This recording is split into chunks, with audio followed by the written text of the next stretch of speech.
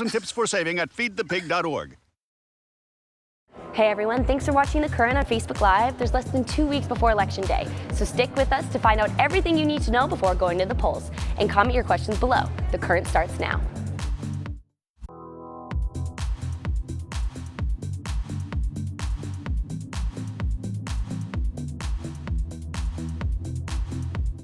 Hello and welcome to The Current. There are less than 2 weeks until Election Day. I'm Sophie Flay. And I'm Hannah Vega. In just 12 days, voters all across the country will head to the polls and cast their ballots. Let's get you caught up on all the latest headlines from around the campaign trail. Donald Trump is saying he will donate $100 million to his campaign by Election Day. The Republican presidential nominee said he would invest more in his campaign if needed to spend more in the final stretch. Trump has already spent $56 million of his own dollars on his campaign. The New York Times is reporting that Donald Trump voters are threatening a revolution if Hillary Clinton wins. The Times interviewed Trump supporters across 6 states. Some supporters say they will not give up if their candidate loses on November 8th. One Wisconsin supporter said a Trump loss, which could happen through a, quote, stolen election, could lead to, in his words, another revolutionary war. On the Democratic front, First Lady Michelle Obama is campaigning with Hillary Clinton for the first time in North Carolina. The two made the appearance in the battleground state to encourage early voting. 2004, Barack Obama won the state but lost it to Mitt Romney in 2008. WikiLeaks, they released a 2011 memo detailing former President Bill Clinton's speaking deals. The memo was written by a top Clinton aide and was released with other emails from Clinton chairman John Podesta. The memo covers business dealings over a 10-year period where President Clinton received million-dollar fees and travel perks. Well, here on The Current, we try to give a voice to every voter in this year's election. Sophie and our correspondent Erica Lee are in the Media Center with a group of Asian American students. Thanks, Hannah. According to a Pew Research study, Asian Americans are the most rapidly growing demographic in the country. But the study also says they are less likely to vote than other groups. We wanted to hear from some Asian American students about their perspective on the election. Terry, Zoe, thank you so much for being here. So we want to know, why is the Asian American community so much more less likely to vote? I do have a theory for that. I can't honestly speak for all Asians, but I think it's because that they feel excluded from the political rhetoric that's happening. They don't hear themselves being talked about. They hear other minority groups being talked about. So I think that's a huge reason why, because they don't feel like they're being addressed, so they don't feel like they need to include themselves in politics. Okay. And also I feel that a lot of first-generation immigrants who came from Asia aren't really familiar with the democratic process, but now that the second generation is growing up, we're starting to become more active. So I think that neglection from voting has made us kind of a minority on the side. Okay. So despite being culturally conservative, there have been studies that have shown that Asian Americans are now shifting more towards the left, towards Democrats. What are your thoughts on that? I think obviously with the election that's happening now, almost everyone's shifting to the left. Asians are probably shifting to the left because they don't see themselves in Trump's vision of America. A very select portion of the population sees himself in his vision. So I think that's a huge reason. As to outside of the election, I can't say much. Maybe it's because since Asian immigration to the United States is a mostly new thing, maybe it's because the generations that are being born here now are becoming more engaged in politics and just figuring things out for themselves.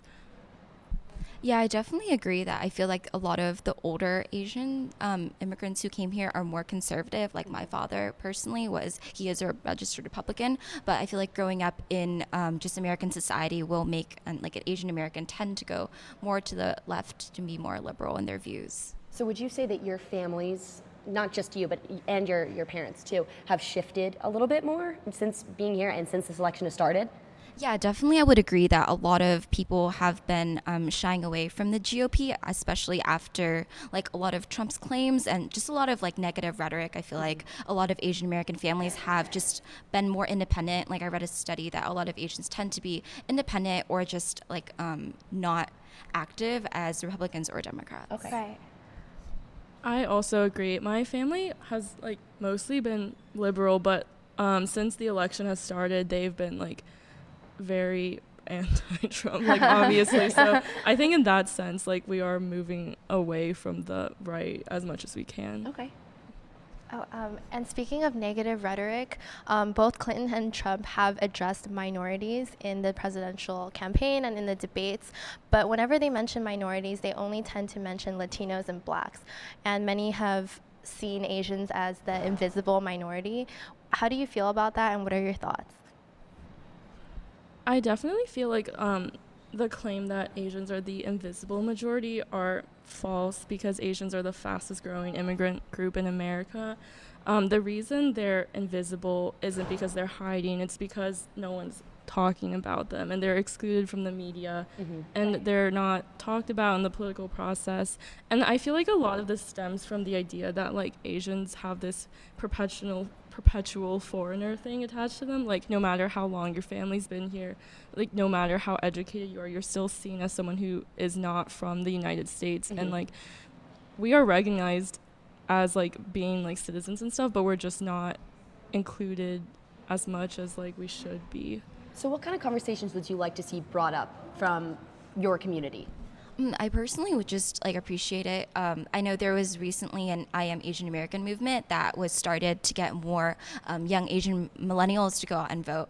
But I feel like just mostly both the presidential nominees, it's actually really disappointing when you're watching a debate and you're not being brought up as a minority. And it just really creates like a stigma around the Asian American community because we're so diverse with like different economic backgrounds. Well, guys, thank you so much for being here. And now we're going to send it to Cole Sullivan with a more unusual take on the presidential race. Thanks, Sophie. We've talked a lot about the two presidential candidates this election year, and while they have a lot at stake on November 8th, the community of people who make a living impersonating those politicians do too. In fact, they might have the most to lose. Who knew Hillary Clinton drives a BMW convertible? And Barack Obama has a cat. I'm a celebrity impersonator. And that's how Teresa Barnwell makes money, as does Reggie Brown. It's a full-time job for me. They're part of a select and unusual group of lookalikes for hire. I've had people faint when I've walked in the rooms. People automatically hand you their babies for some reason. They work their craft. I'm Hillary Clinton, and I approve this message. For anywhere from $500 to $50,000 a gig. If I have to get on an airplane, those rates start at $5,000 all the way up to, I think my biggest paycheck from one job was $50,000. And they do a little bit of everything. I've modeled men's boxer shorts. One time I announced the homecoming queen at a high school football game. It's just all over the place. Still, the money doesn't always come easy. I throw in brown color contacts. I had custom ears made by one of the top prosthetic makeup artists in Hollywood. And it takes practice too. You have to see these little idiosyncrasies and things that he has. Most of his sentences end like, yes, we can. You know, like he goes, dut, dut, dut. Plus, these days, impersonation can get a little personal. There's also been a couple people that I've had, you know, tried to spit in my face a couple times. There's so much, you know, back and forth. In New York, twice on the same night, I got in 2 fights. And while Barnwell and Brown say most people enjoy meeting their favorite politician's mirror image, there's a risk involved too. If the politician they impersonate fades from the public eye, Barnwell and Brown are out of a job. You get work when your character is hot and in the news. Which makes election days a little stressful. And then 2012, I mean, that was nerve-wracking, just thinking, you know, what the mindset of the country is. And I was so happy when he won again. If it all should end on election day, then I'm fine with that. I can look back and know that I experienced something very unique. The unique experience of looking the same. You know, that's really fascinating stuff, a fascinating community of people. And what really is interesting to me is when they realized that they looked like these politicians. For Teresa Barnwell, the Hillary Clinton impersonator, it was back in the 90s when Hillary was First Lady. Wow. But Teresa quit her job in 2000 and has been a full-time impersonator ever since. For Reggie Brown, it was 2008. It was election night. He was in Chicago. He's from Chicago. He went down to Grant Park where the big election night celebration was, started impersonating Obama. He had a suit on, and people were taking pictures with him. And he's like, maybe this is what I should do. So he quit his job and moved to LA and is making a lot of money doing it, too. That's crazy. You know, as I was watching this, I was wondering, how do you even get into that profession? And one thing that's really interesting is there are a lot of different people who do this job, whether it's Elvis impersonators in Vegas, and they have all kinds of different impersonators. And what I think is most interesting and kind of funny is they all have a little community. There are Facebook groups. I found Reggie Brown through Teresa Barnwell. They refer to each other to different people. Okay. And they all support each other, and not just political impersonators, but kind of the whole impersonator community. It's this kind of fascinating world that I don't think a lot of people know about. Yeah, it definitely goes beyond Grauman's Chinese theater. It absolutely you have some does. real professionals It absolutely out there. does. Well, political ad wars this year are everywhere, but the real winner might be one Texan running for re-election as a Travis County commissioner. The ad shows Gerald Daughtry's wife begging voters to re-elect her husband. Most people leave their work at the office. We got 3 light rail cars. You can put 60 people on each car. So even if you add 2 cars, you're talking about maybe 300 people that are affected. All he wants to do is fix things. So I got this 18-wheeler that's parked in this neighborhood, spewing fumes all over the place, but quite frankly, it's not a code violation. You know, I think I like helping around the house here. Please re-elect Gerald. Please. The comedic ad was posted on YouTube on October 5th and has since been viewed more than 1.7 million times.